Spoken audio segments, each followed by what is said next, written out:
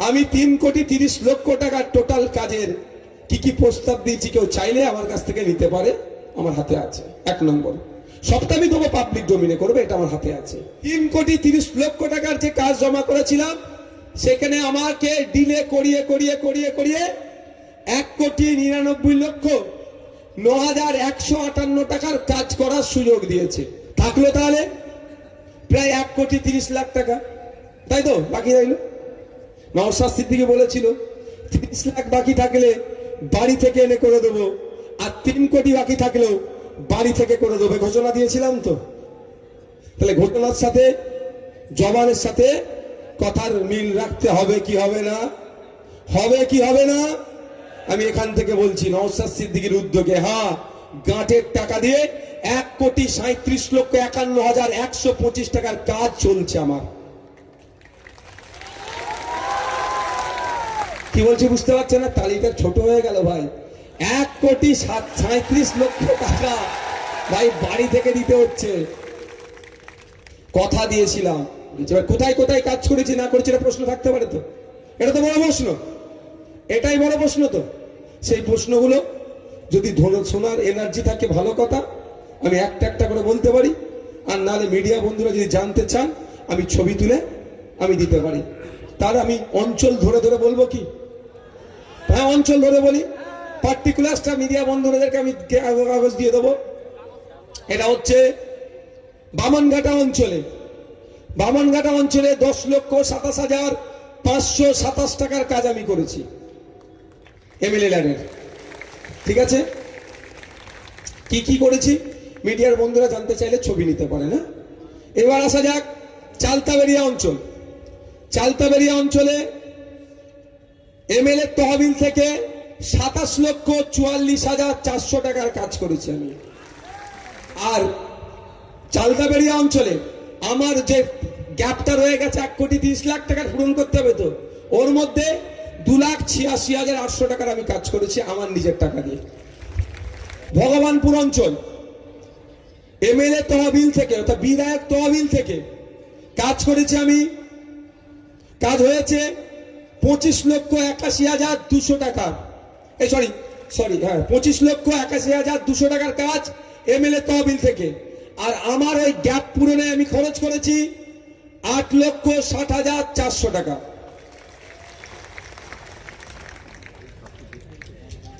এবার আসি পোলেরহাট 1 নম্বর অঞ্চল। বিধায়ক তহবিল থেকে 17,20,800 টাকার কাজ।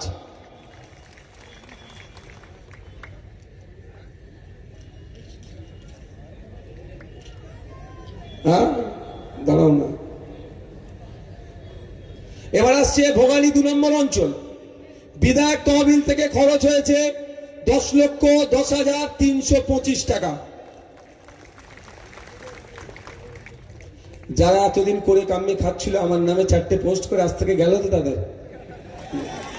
না, আমি অত মন থেকে খারাপ ছেলে নয় ভাই। তাদেরও আমি করে কাম্যে খাবার জায়গা ছেড়ে আজকেও যাব আমি। বুঝতে পারছেন না কি বলছি? আরে 4টে পোস্ট করলে যদি 500 টাকা পাই, একটু 4টে পোস্ট করার জায়গাটা ছাড়তে হবে না তাদেরকে? আমি তাদেরকেও সুযোগ দেবো। এবার আসা যাক প্রাণগঞ্জ অঞ্চল। এমএলএ তহবিলের মোট খরচ 13,10,400 টাকা। আর আমি আমার উদ্যোগে যে খরচ করেছি 17,20,800 টাকা, মানে এমএলএ ল্যান্ডের থেকে বেশি টাকা। এইবার আসছি আমি বেহালা 1 নম্বর অঞ্চল। বিধায়ক তহবিলের মোট খরচ হয়েছে 5,73,600 টাকা। আর আমি আমার উদ্যোগে যেটা হয়েছে 8,60,400 টাকা। ওরা দেখতে পায় না কেন বলুন তো? আমি তো ফিতে কেটে উদ্বোধন করিনি, আমি চুপচাপ কাজটা করিয়ে নিয়েছি। কয়েকটা জায়গায় জানতে পেরে গিয়ে একটু ডিস্টার্ব করছে কাজ, সেগুলো চলছে, চাপ নেই। আচ্ছা, এই পালালো কাগজ, পালালো, ধরে।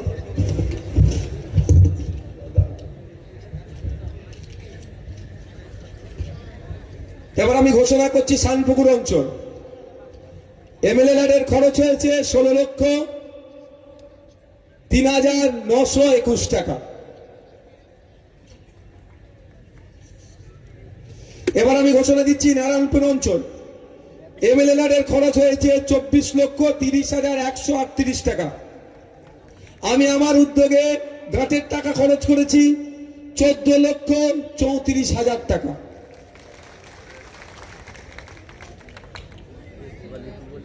আমার বড় ভাইয়ের একটা ঘোষণা দিয়েছিল হসপিটালের কথা, জমির সমস্যা নিয়ে হয়ে উঠতে পারেনি, তবে আমি কথা দিয়েছি, আপনাকে একটা কথা দিয়ে যেতে পারি, সৃষ্টিকর্তা যদি আমাকে প্রাণে বাঁচিয়ে রাখে, ভাঙড়কে বড় ভাইজানের স্বপ্ন আমি পূরণ করবো দায়িত্ব নিয়ে।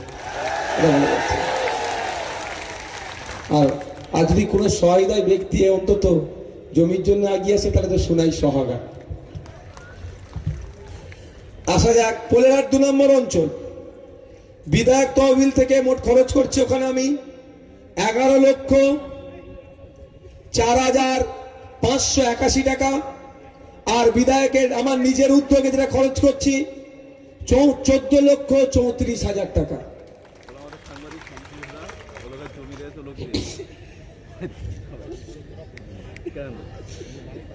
জাগলগাছি অঞ্চল, ভাঙড় 1 নম্বর ব্লক, বিধায়ক তহবিলের মোট খরচ হয়েছে 16,12,800 টাকা। আর আমি আমার উদ্যোগে খরচ করছি ওখানে 22,94,800 টাকা। জাগলগাছি নেতারাই বেশি হই করে না, এটা নিয়ে ওখানে 16, 22, 38 প্রায় 39 লক্ষ টাকার কাজ হয়েছে। আব্দুল সেলিম, তোমরা বেশি কাজ করেছো, আব্দুল মান্নান ভাই, ইমরান ভাইরা। ভোগালী 1 নম্বর অঞ্চল, বিধায়ক তহবিলের মোট খরচ হয়েছে 5,13,000 টাকা। আর আমি আমার নিজস্ব উদ্যোগে খরচ করছি 22,94,400 টাকা।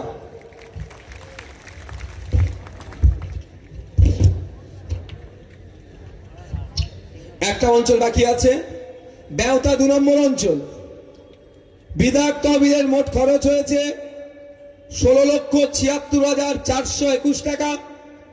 বিধায়কের নিজস্ব উদ্যোগে মোট খরচ হয়েছে 11,47,200 টাকা। মোট 3,36,60,283 টাকা। একটা 5 বছরের বিধায়ক 3,30,00,000 টাকা হয়, একদিকে 6,60,283 টাকার এক্সট্রা কাজ হচ্ছে। আর সাথে সাথে এটাও বলে রাখি, 1,37,51,125 টাকা ফুরফুরা শরীফ থেকে নিয়ে এসে আমি খরচ করছি। ঠিক আছে বন্ধুগণ, এবার আপনাদের একটা কথা বলেছিলাম, কি বাড়িতে বাড়িতে খামে ভরে লাস্টে ফ্ল্যাশিংটা হবে তো নাকি? এই কারণ এনার্জি লস হয়ে যাচ্ছে না তো? আজকের পর থেকে বুক ফুলিয়ে চলতে পারবে তো? বুক ফুলিয়ে চলতে পারবে তো? এতটুকু মাথায় রাখবে, আমাদের পার্টির যিনি জন্ম দিয়েছেন তার নাম আব্বাস সিদ্দিকী, যে কারো কাছে মাথা নত করেনি, কোন অন্যায়কে প্রশ্রয় দেয়নি।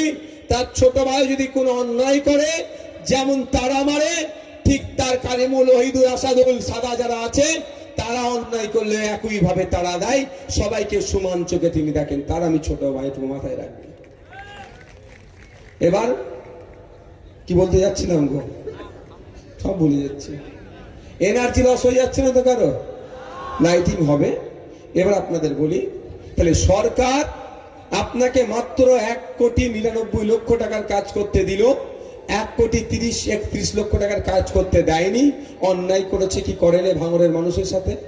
এ বলেন, আমি দিয়েছি আলাদা কথা, কিন্তু অন্যায় তো করেছে। যদি এই টাকার কাজ না করতে হতো তাহলে তাকে লসে রান করতো ভাঙড়ের মানুষ। তাহলে এই ভাঙড়ের মানুষকে জবাব দিতে হবে সরকারকে। এই নির্বাচনে জবাব দিতে হবে কি হবে না? জবাব দিতে হবে। হ্যাঁ, জানিয়ে রাখি আপনাদের, কয়েকটা কাজ যেহেতু নির্বাচন ঘোষণা হয়ে গিয়েছে, ইনকমপ্লিট আছে কাজ, সেগুলো চলছে। নির্বাচনের বিধিনিষেধ কিছু থাকে, তার মধ্যে গেলে তাহলে আমার নামে আবার কি হবে বলুন তো? কি হবে? আমার নামে আবার মামলা দিতে সুবিধা হবে। আমি তো নির্বাচনী বিধির বাইরে যেতে পারি না, কিন্তু আপনাদের বলে যাই, সবের ডিটেলস আমাদের কাছে আছে, আপনারা নিশ্চিন্তে থাকবেন। যে মনে রাখবেন আপনার বিধায়ক 5 বছর 17টা মামলা খেয়ে 42 দিন জেল খেটে নিজের সিট দ্বারাকে বিকিয়ে দেয়নি, কারো কাছে মাথা নত করেনি, আর 1,500 টাকার ভাড়া খাটা নেতাদের কাছে মাথা নত করবে না। আপনি নিশ্চিন্তে থাকুন।